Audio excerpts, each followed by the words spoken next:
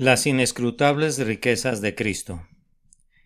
Sermón predicado la mañana del domingo 14 de abril de 1867 por Charles Haddon Spurgeon. A mí, que soy menos que el más pequeño de todos los santos, me fue dada esta gracia de anunciar entre los gentiles el evangelio de las inescrutables riquezas de Cristo. Efesios capítulo 3 y versículo 8. El apóstol Pablo consideraba que era un gran privilegio que se le permitiera predicar el Evangelio. Él no pensaba que su llamamiento fuera un trabajo monótono y fatigoso o una esclavitud, sino que se entregaba a la tarea con un intenso deleite. Todos los siervos enviados por Dios han experimentado mucho deleite en la proclamación del Evangelio de Jesús, y es natural que así sea, pues el mensaje que se han llevado es de misericordia y de amor. Si un heraldo fuera enviado a una ciudad sitiada con las noticias de que no se negociaría ningún término de capitulación, antes bien que cada rebelde sin excepción debía morir, me parece que iría con pasos vacilantes, deteniéndose en el camino para desahogar su corazón con sollozos y gemidos. Pero si en lugar de eso fuera comisionado para presentarse a las puertas de aquella ciudad con una bandera blanca para proclamar un perdón gratuito, un acto general de amnistía y de olvido, seguramente correría como si tuviera alas en sus tobillos, con una gozosa prontitud para transmitirles a sus conciudadanos la buena disposición de su misericordioso Rey. Heraldos de la salvación, ustedes son portadores del más gozoso de todos los mensajes para los hijos de los hombres. Cuando los ángeles fueron comisionados por una sola ocasión para que se convirtieran en predicadores del Evangelio, y no fue sino por una sola ocasión, hicieron que la bóveda celeste resonara a la medianoche con sus cánticos corales. Gloria a Dios en las alturas y en la tierra paz, buena voluntad para con los hombres. Ellos no musitaron gimiendo una doliente endecha como las de quienes proclaman la muerte, sino que las buenas nuevas de gran gozo fueron acompañadas de música y anunciadas con gran júbilo y cánticos celestiales. Paz en la tierra, gloria a Dios en las alturas. Es la nota gozosa del Evangelio, y con ese tono debería ser proclamado siempre. Encontramos que los más eminentes siervos de Dios ensalzaban frecuentemente su oficio como predicadores del Evangelio. Wigfall solía llamar a su púlpito su trono, y cuando estaba sobre algún promontorio para predicar a las miles de personas que se congregaban al aire libre, era más feliz que si hubiese asumido la púrpura imperial, pues gobernaba los corazones de los hombres más gloriosamente que un rey. Cuando el doctor Carey se encontraba laborando en la India y su hijo Félix decidió aceptar el oficio de embajador ante el rey de Birmania, Carey dijo: el nombramiento de embajador hizo babear a Félix y terminó aceptándolo, como si considerara que el más elevado oficio terrenal fuera una completa degradación si a cambio de ello el ministro del Evangelio abandonara su excelsa vocación. Pablo bendice a Dios porque le fue dada esta grande gracia, predicar en medio de los gentiles las inescrutables riquezas de Cristo. El apóstol consideraba que esa tarea no era un trabajo pesado, sino una gracia. Jóvenes cuyas almas están llenas de amor por Jesús, aspiren a este oficio. Inflamados por un sagrado entusiasmo, procuren los dones mejores y por amor a Jesús, en la medida de su capacidad, esfuércense para contarles a sus semejantes la historia de la cruz. Hombres de celo y habilidad, si ustedes aman a Jesús, hagan del ministerio su objetivo. Entrenen sus mentes para ello, ejerciten sus almas para ese fin, y que Dios el Espíritu Santo los llame al ministerio, para que ustedes también prediquen la palabra de reconciliación a los miles de moribundos. Los obreros son pocos todavía, que el Señor de la mies los envía a ustedes a su obra. Pero mientras Pablo agradecía de esta manera por su oficio, su éxito en el ejercicio del mismo lo humillaba grandemente. Entre más llena esté una vasija, más profundamente se hundirá en el agua. Una plenitud de gracia es una cura para el orgullo. Quienes están vacíos y especialmente quienes tienen poco o nada que hacer, pueden entregarse a un acariciado o acariciado engreimiento por sus habilidades, porque no han sido probadas, pero quienes son llamados a la rigurosa obra de ministrar en medio de los hijos de los hombres, lamentarán con frecuencia su debilidad y, sintiendo esa debilidad e indignidad, Acudirán delante de Dios y confesarán que son menos que el más pequeño de todos los santos. Prescribo a cualquiera de ustedes que esté buscando humildad, que intente el trabajo duro. Si quieres conocer tu nada, intenta hacer algo grande a favor de Jesús. Si quieres sentir cuán completamente impotente eres aparte del Dios viviente, intenta especialmente la gran obra de proclamar las inescrutables riquezas de Cristo. Regresarás agradecido de la proclamación porque te fue permitido intentarla, pero vendrás dando voces. ¿Quién ha creído a nuestro anuncio? ¿Y sobre quién se ha manifestado el brazo de Jehová? Y tú sabrás, como nunca lo supiste antes, cuán débil e indigno eres.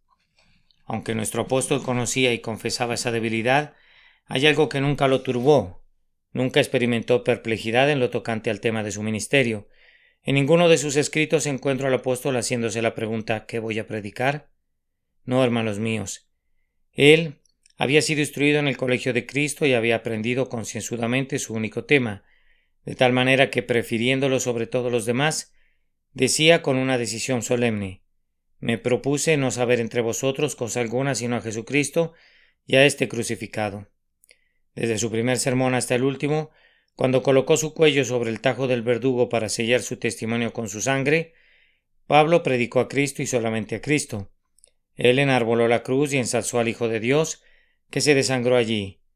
Su único y exclusivo llamamiento aquí abajo fue clamar: He aquí el Cordero de Dios, que quita el pecado del mundo. Hago una pausa para solicitar una vez más por cuenta propia las oraciones del pueblo de Dios, pidiendo que el Espíritu Santo sea mi ayudador en esta mañana. Oh, no denieguen mi sincera petición. Solicito la atención de todos ustedes para este grandioso tema importantísimo, que monopolizó todos los poderes y los sentimientos de alguien como Pablo. Y les voy a rogar que noten primero que se menciona a una gloriosa persona, el Señor Jesucristo. En segundo lugar, que se habla de inescrutables riquezas. Y en tercer lugar, lo cual constituirá nuestra conclusión práctica, que está implicada una regia intención, la intención que Jesús tenía en su corazón cuando mandó a sus siervos que predicaran sus inescrutables riquezas. Primero, entonces, pedimos que el Espíritu de Dios nos fortalezca en nuestra debilidad mientras tratamos de hablar acerca de esta gloriosa persona, el Señor Jesucristo. El Señor Jesucristo fue la primera promesa que Dios hizo a los hijos de los hombres después de la caída, cuando nuestros primeros padres fueron desterrados del huerto. Todo estaba oscuro delante de ellos. No había ni una sola estrella que dorara la sombría noche de sus almas culpables y desesperanzadas, hasta que su Dios se les apareció y les dijo en misericordia: la simiente de la mujer herirá la cabeza de la serpiente. Esa fue la primera estrella que Dios puso en el cielo de la esperanza del hombre. Los años se sucedieron a los años y los fieles miraban a esa estrella en lo alto y eran consolados. Esa única promesa sustentó el alma de muchos fieles, de tal manera que murieron en la esperanza, no habiendo recibido la promesa, pero habiéndola visto de lejos y habiéndose regocijado en sus rayos. Transcurrieron siglos enteros, pero la simiente de la mujer no venía. El Mesías, el grandioso heridor de la cabeza de la serpiente, no aparecía. ¿Por qué se demoraba? El mundo estaba corrompido por el pecado y estaba lleno de dolor. ¿Dónde estaba el Siloh que debía traer la paz? Las tumbas eran cavadas por millones y el infierno estaba lleno de espíritus perdidos, pero ¿dónde estaba el ser prometido grande para salvar? Él esperaba hasta que viniera el cumplimiento del tiempo. No lo había olvidado, pues tenía la voluntad de Dios en lo más íntimo de sus entrañas. Su deseo de salvar almas consumía su corazón. Solo esperaba que la palabra fuera dada, y cuando fue dada, he aquí vino con deleite para hacer la voluntad del Padre. ¿Le buscas? He aquí Emmanuel ha nacido en el pesebre de Belén. Dios está con nosotros. Ante tus ojos está aquel que fue tanto el Hijo de María como el Hijo del Bendito, un infante y sin embargo infinito, de un palmo de longitud y sin embargo llenando toda la eternidad envuelto en pañales, y sin embargo demasiado grande para ser contenido por el espacio. Vivió en la tierra 30 y pico de años. La última parte de su vida la pasó en un ministerio lleno de sufrimiento para él, pero cargado de bien para otros. Y vimos su gloria, gloria como del unigénito del Padre, lleno de gracia y de verdad. Jamás hombre alguno habló como ese hombre. Era un hombre que ardía de amor, un hombre sin imperfecciones humanas, pero con todas las simpatías humanas, un hombre sin los pecados de la condición del hombre, pero cargando con algo más que las aflicciones de la condición humana. Nunca hubo un hombre como él, tan grandioso y tan glorioso en su vida, y sin embargo, él es el modelo y el tipo de la condición humana. Alcanzó su mayor grandeza cuando se humilló hasta lo más bajo. Fue prendido por sus enemigos una noche cuando luchaba en oración, habiendo sido traicionado por el hombre que había comido pan con él. Fue arrastrado de un tribunal a otro a lo largo de aquella larga y aflictiva noche, y fue acusado injustamente de blasfemia y sedición. Lo azotaron, y aunque ninguna de sus obras merecía un castigo, los aradores grabaron profundos surcos sobre sus espaldas. Se burlaron de él, y aunque él merecía el homenaje de todos los seres inteligentes, con todo le escupieron en el rostro y le asestaron golpes con sus puños protegidos con metales y decían: «Profetízanos, ¿quién es el que te golpeó?» Fue envilecido más que un esclavo. Incluso los individuos abyectos abrieron sus bocas para reírse de él, y los esclavos se mofaban de él. Para concluir la escena, lo llevaron a lo largo de las calles de Jerusalén por las que había llorado. Lo acosaron a lo largo de la vida dolorosa y luego, a través de la puerta, hasta el monte donde cumpliría la condena. Me parece verle con los ojos muy rojos de llanto, al momento de voltear a mirar a las matronas de Salem y alzar la voz diciendo: «Hijas de Jerusalén, no lloréis por mí, sino llorad por vosotras mismas y por vuestros hijos». Pueden verlo cargando esa pesada cruz, a punto de desmayarse bajo su peso.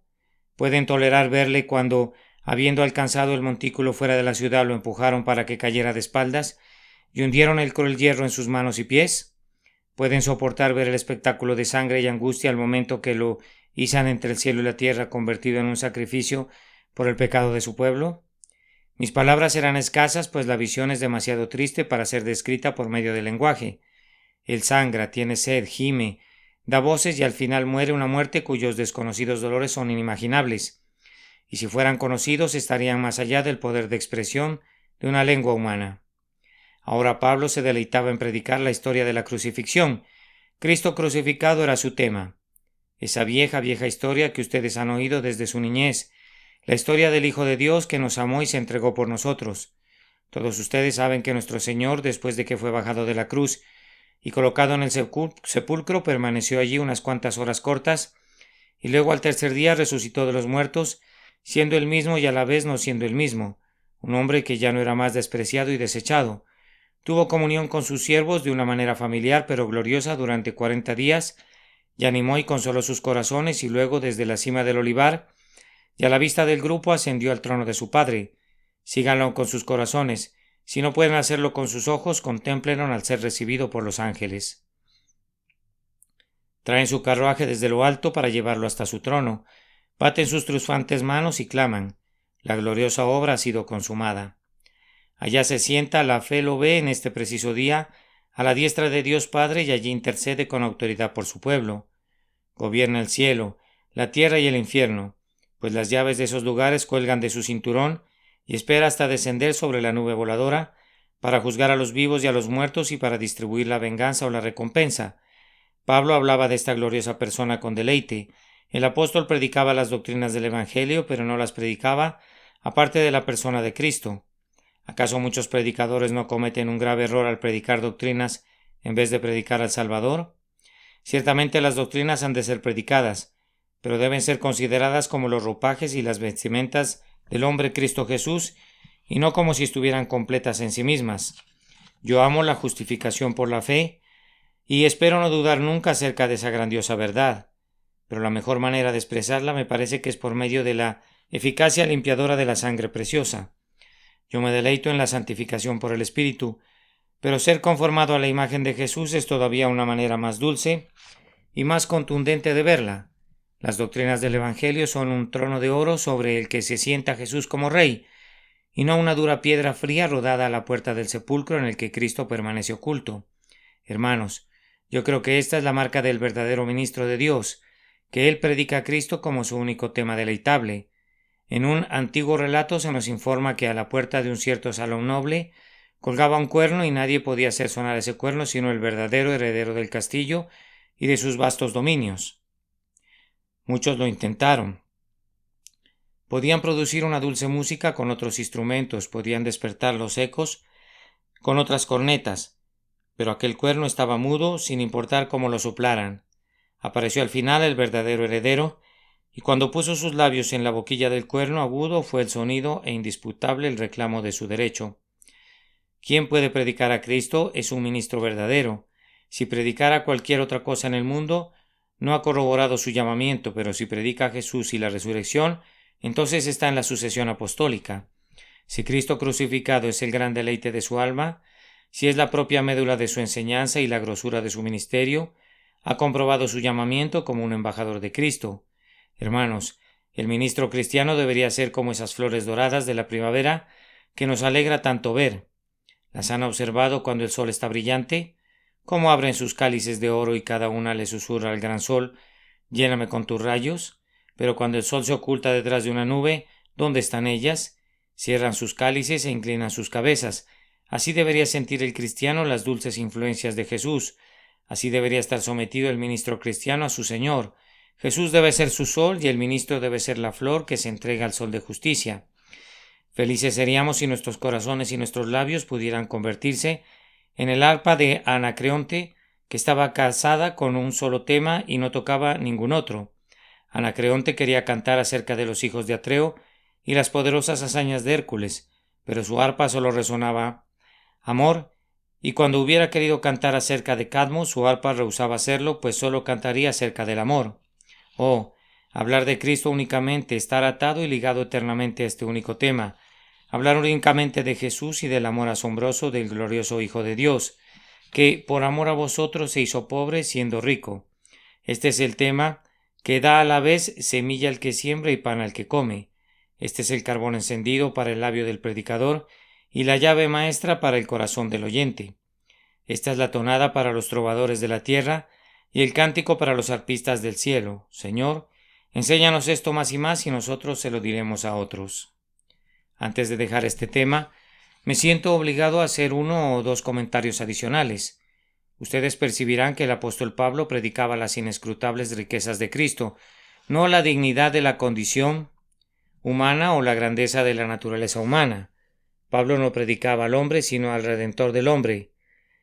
Hagamos nosotros lo mismo. Además, él no predicaba ni al clero ni a la iglesia, sino únicamente a Cristo. Algunos de los caballeros que reclaman pertenecer a la sucesión apostólica no tendrían el descaro de reclamar que son sucesores de Pablo. Yo creo que nuestros modernos sacerdotes están en la sucesión apostólica, pues nunca he dudado que sean los sucesores lineales de Judas Iscariote, quien traicionó a su Señor, pero ninguno de los demás apóstoles lo soportaría ni siquiera por una hora. Miren ustedes, si Pablo hubiera sido su líder, ¿acaso no habría predicado sobre las inescrutables riquezas de la superchería sacerdotal como lo hacen ellos? ¿Acaso no predican acerca de su propio poder sacerdotal? ¿Hizo eso Pablo? ¿No son los únicos grandes temas de ellos las inescrutables riquezas del bautismo, las inescrutables riquezas de la Eucaristía, el pan consagrado y el vino consagrado, las inescrutables riquezas de su confesión y absolución, las inescrutables riquezas de sus albas, de sus dalmáticas y de sus casullas, y no sé qué otros andrajos de la ramera de Babilonia? Un excelente día es este en que tenemos que regresar a las supersticiones de la edad de las tinieblas, tan oscuras tinieblas que nuestros antepasados no pudieron soportarlas, y por la inescrutable astucia de los sacerdotes debemos renunciar a las inescrutables riquezas de Cristo. Se nos dice que la reforma fue un error, pero nosotros les decimos a esos falsos sacerdotes en su cara que mienten y que no conocen la verdad. Amados, Pablo no le daba ninguna importancia a la superchelería clerical, y ese libro tampoco contiene ni una sola palabra en favor de la superchería clerical. Tanto Pablo como este libro declaran que todos los creyentes en Jesús son sacerdotes y constituyen el único clero de Dios. Pablo nunca pegó carteles sobre las paredes de Jerusalén, con cruces negras en ellos, advirtiendo a los hombres que no serían capaces de conocer a Cristo en el día del juicio si no guardaban el Viernes Santo. Pero yo les diré lo que hizo Pablo. Escribió a los Gálatas: guardáis los días, los meses, los tiempos y los años. Me temo de vosotros que hayan trabajado en vano con vosotros.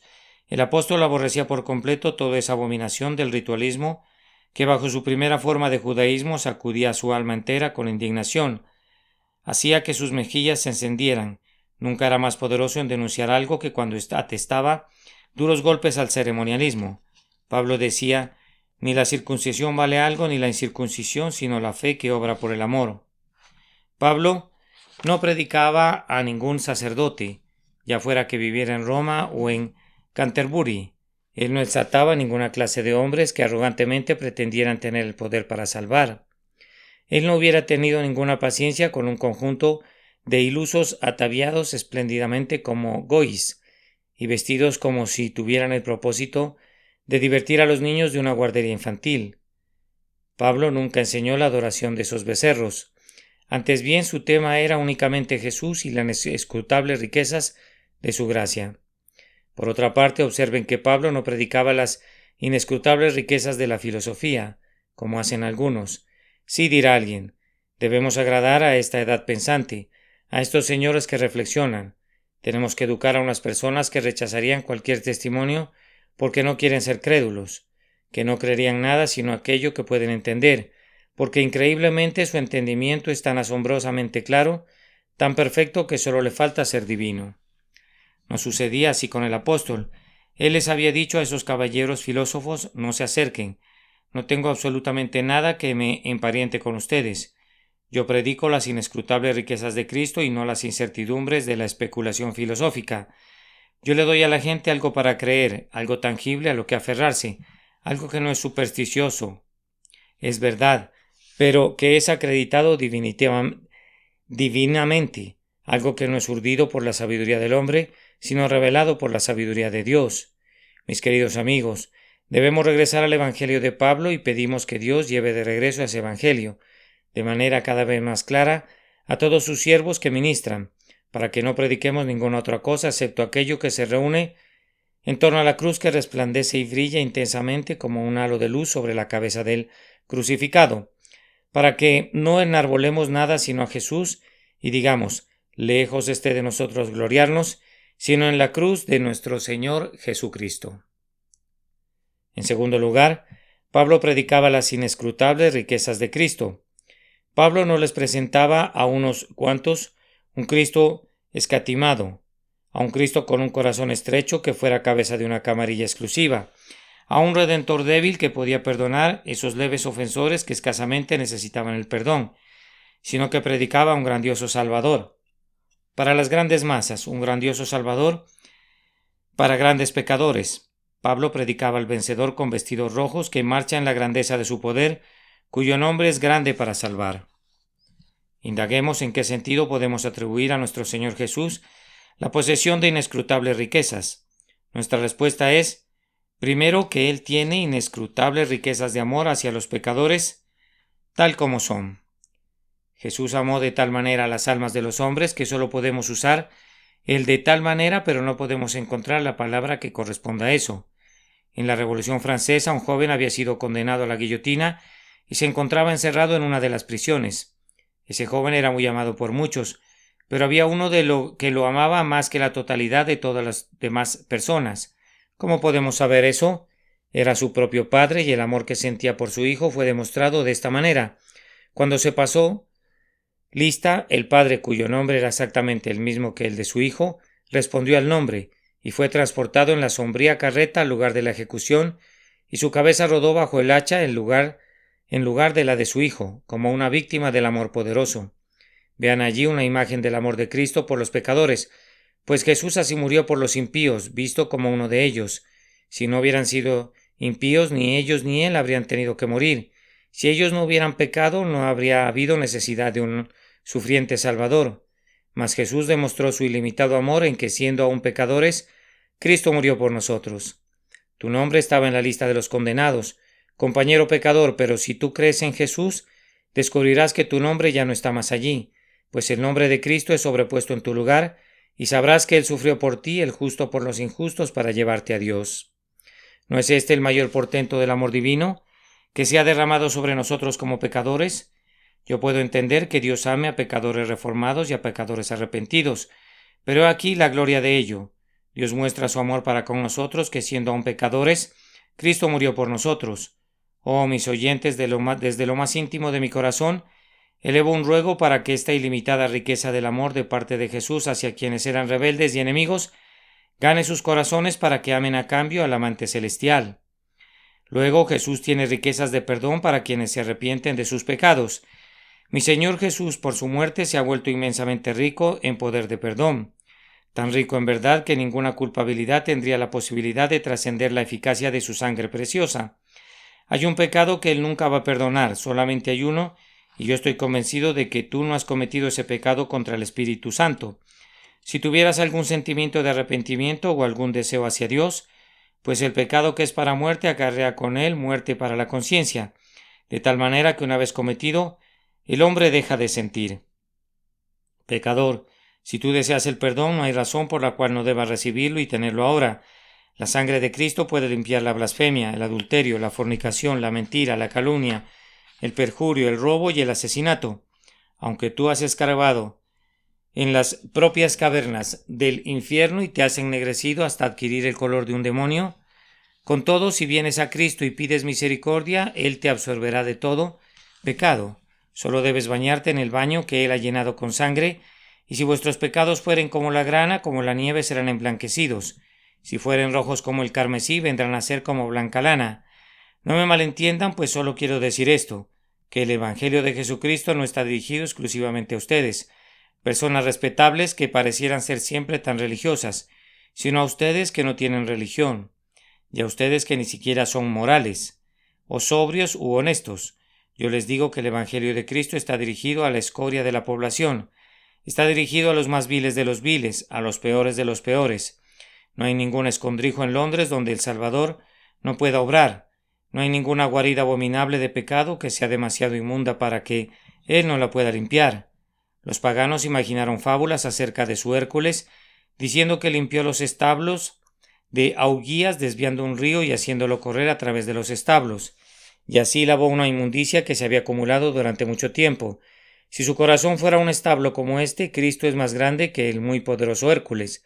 Él puede hacer que el río de su sangre limpiadora fluya precisamente a través de tu corazón, y entonces, aunque tus iniquidades constituyan un cúmulo de abominaciones, serán quitadas para siempre.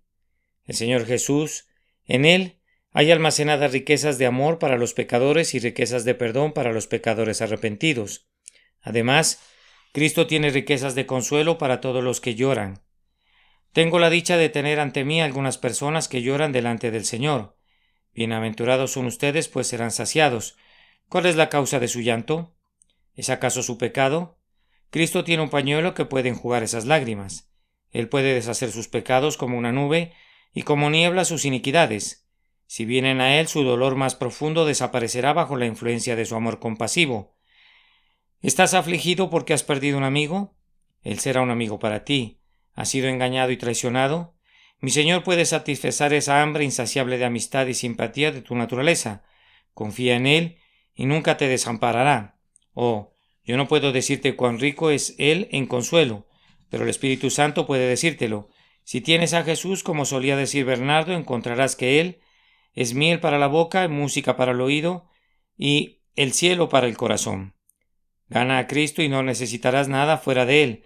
Aférrate a Él y dirás con el apóstol: he aprendido a contentarme cualquiera que sea mi situación, pues Él ha dicho: no te desampararé ni te dejaré. Las inescrutables riquezas de mi Señor son también de otro tipo. ¿Tienes sed de conocimiento? Jesús tiene riquezas de sabiduría. El deseo de saber ha enviado a los hombres a deambular por todo el mundo, pero aquel que encuentra a Jesús puede quedarse en casa y ser sabio. Si te sientas a sus pies, sabrás lo que Platón no podría enseñarte y lo que Sócrates nunca aprendió. Cuando los antiguos escolásticos no podían responder y defender una proposición, solían decir: acudiré a Aristóteles, él me ayudará. Si aprendieras de Cristo, Él te ayudaría a salir de todas tus dificultades, y Cristo te enseñaría lo que es más útil para tu alma, el conocimiento que te durará para toda la eternidad.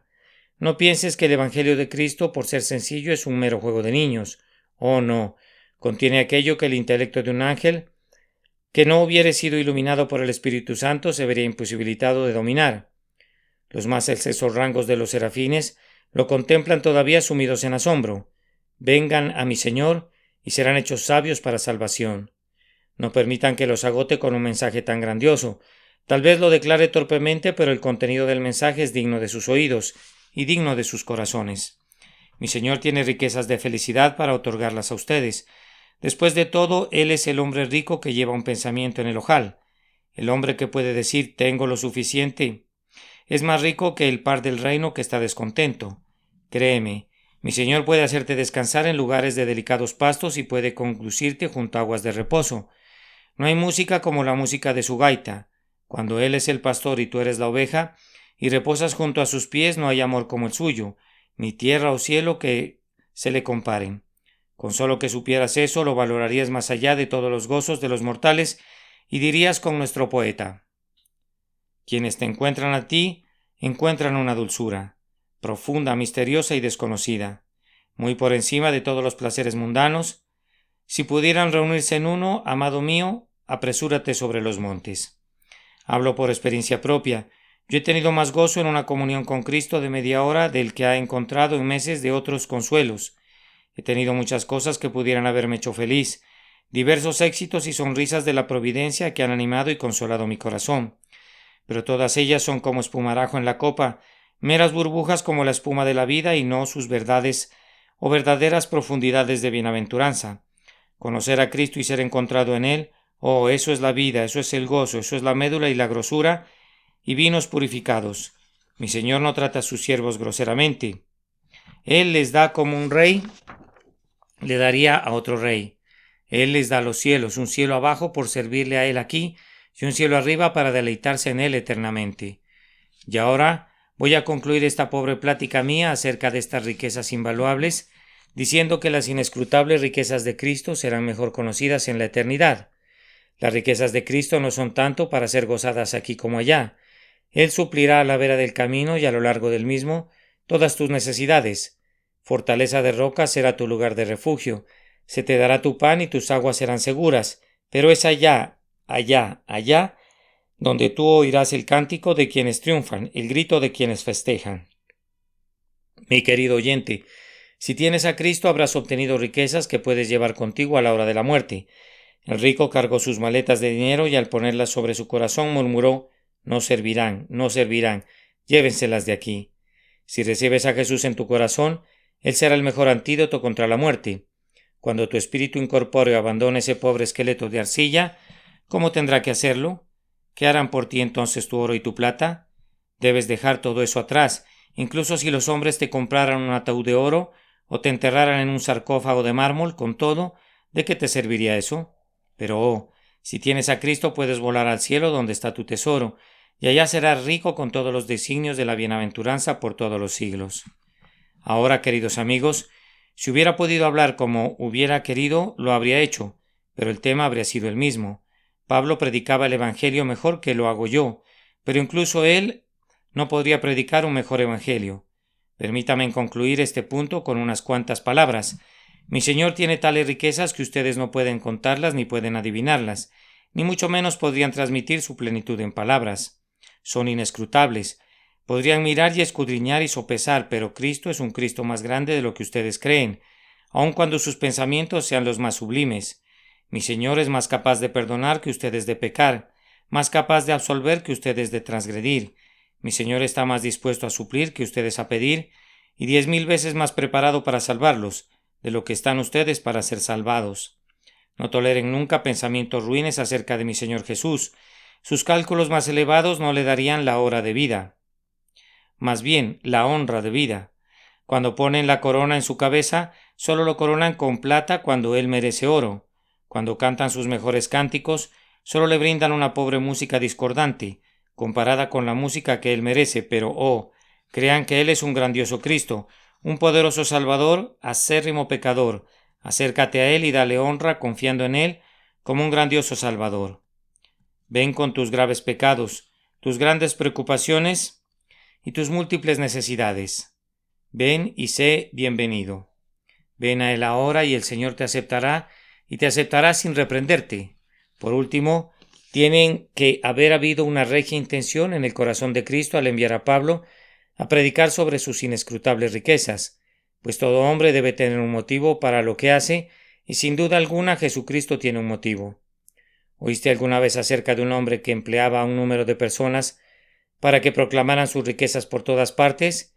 y reunieran a cientos de personas y a miles como en esta ocasión, simplemente para que dijeran que fulano de tal era muy rico?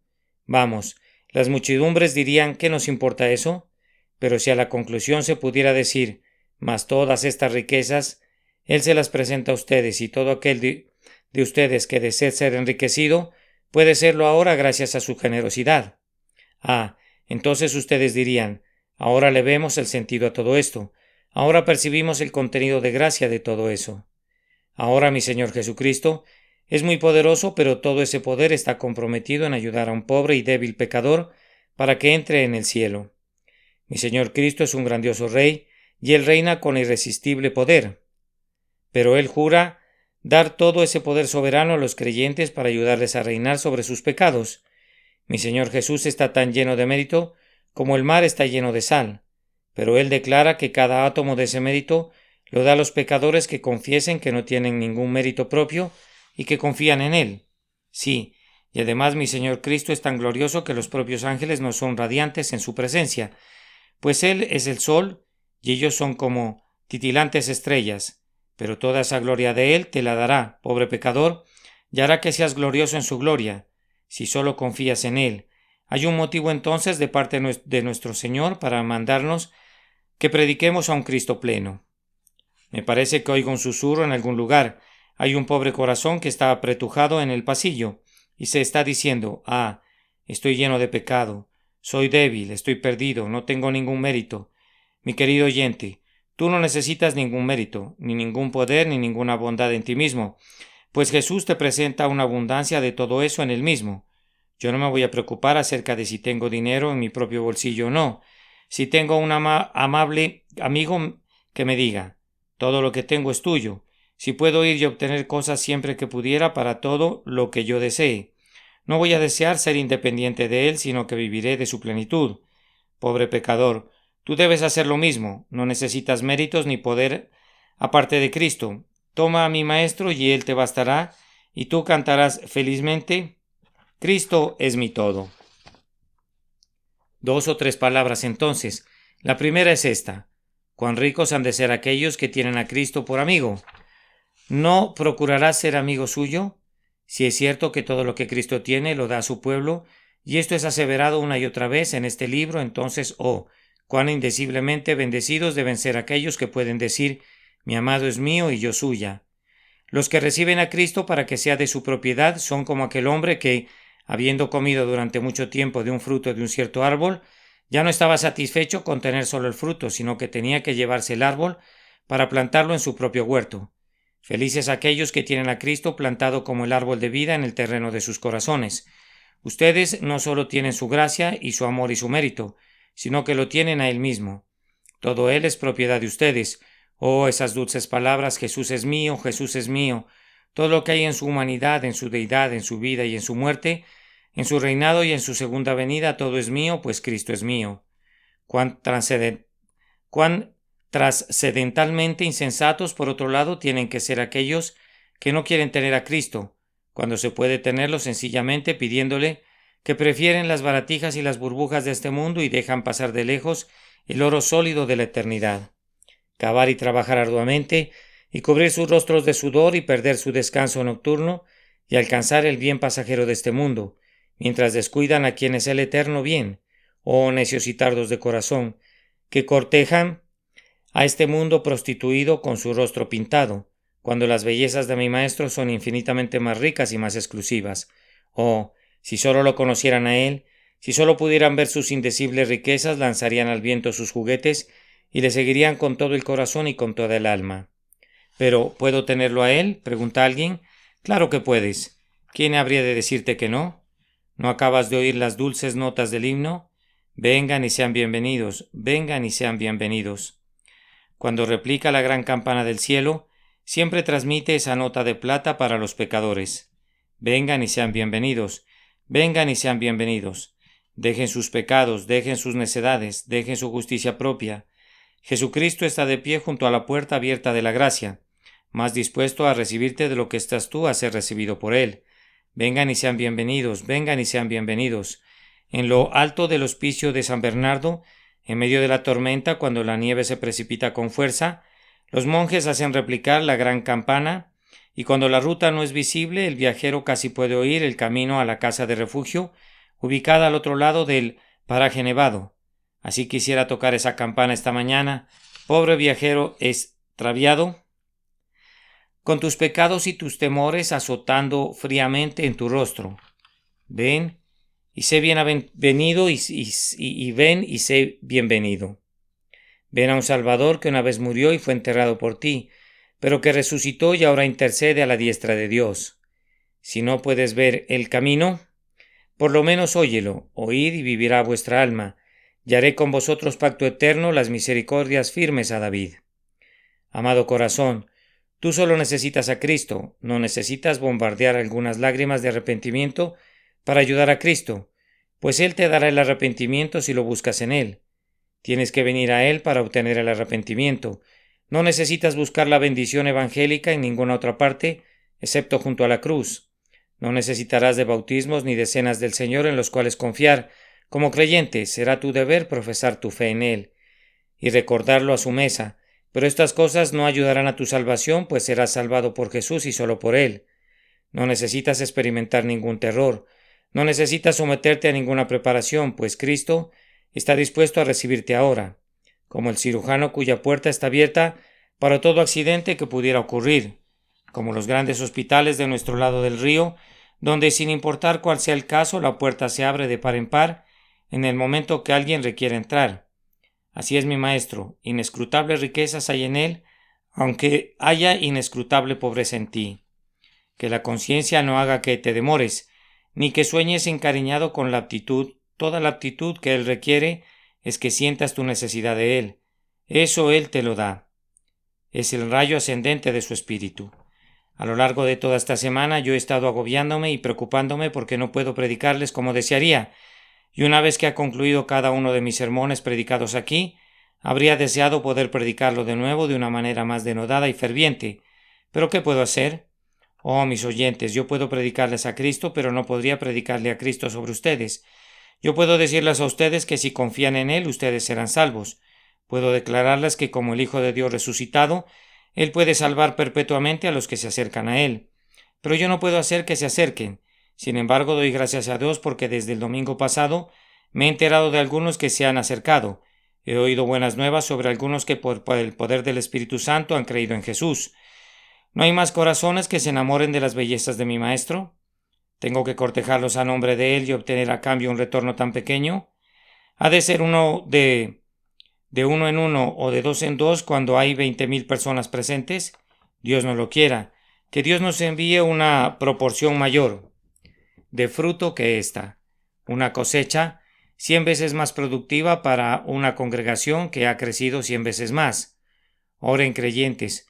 Oren pidiendo una bendición. Oren pidiendo que Dios deje mudos estos labios antes del próximo domingo, si Él decidiera hacer más bien por medio de otro predicador que por mi medio. No pidan nada para mí, antes bien pidan grandes cosas para mi Señor, para el crucificado. Pidan en verdad para que estas grandes reuniones no se queden sin un resultado permanente que denuncie la impiedad de esta ciudad, sí, y que también haga mella en su piedad, eliminando a la primera y estimulando a la segunda. Que Dios envíe el Espíritu de su gracia, y a Él sea la alabanza por todos los siglos de los siglos. Amén. Nota del traductor. Guis. Esta palabra se refiere a efigies quemables en forma de muñecos utilizados en fuegos artificiales. Las inescrutables riquezas de Cristo. Sermón predicado la mañana del domingo 14 de abril de 1867 por el reverendo Charles Haddon Spurgeon en el Agricultural Hall, Islington, Londres. A mí, que soy menos que el más pequeño de todos los santos, me fue dada esta gracia de anunciar entre los gentiles el Evangelio de las inescrutables riquezas de Cristo. Efesios capítulo 3 y versículo 8.